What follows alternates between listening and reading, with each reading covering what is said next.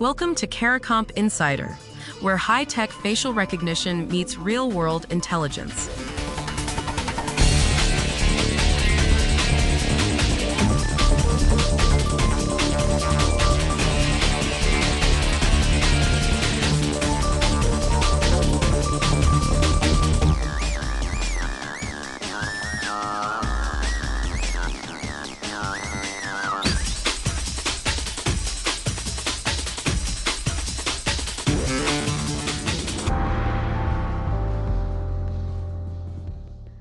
A facial recognition algorithm just scored near-perfect accuracy on a national benchmark.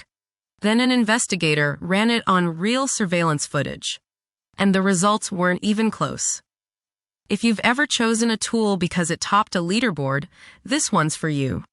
NIST benchmarks are the gold standard in facial recognition testing. Agencies trust them, vendors brag about them.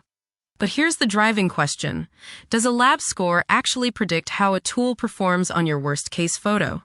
This affects anyone who's ever had to defend a facial comparison in court. Let's start with the most fundamental issue. NIST tests algorithms against high-quality, controlled images. Think of it like test driving a car on a freshly paved track. It tells you what the engine can do, under perfect conditions. But real investigative photos come from grainy CCTV, compressed social media uploads, and shaky surveillance footage.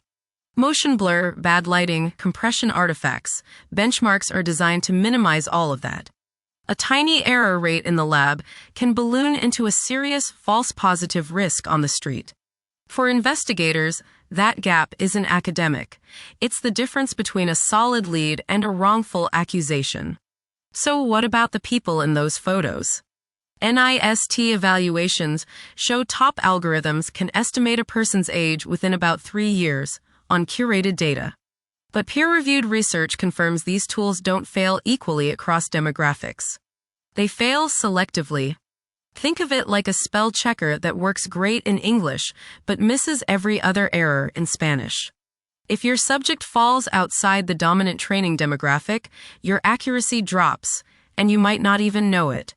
Now, here's where it gets especially concerning. Algorithms trained mostly on adult faces struggle significantly with children. Kids' faces change fast, their proportions are different, and they're underrepresented in training data. For investigators working missing persons or child exploitation cases, a benchmark score means almost nothing. And on top of all this, courts are paying attention. Forensic science bodies are drawing a hard line between documented facial comparison and black box algorithmic output. If you can't explain how a match was derived, you may not get it admitted as evidence. But here's what most people miss. Benchmarks aren't useless, they're incomplete. They tell you the ceiling of what an algorithm can do. They don't tell you the floor. And investigators live on the floor, working with the worst image, the hardest case, the tightest deadline. So here's the bottom line. NIST benchmarks test facial recognition under near-perfect conditions.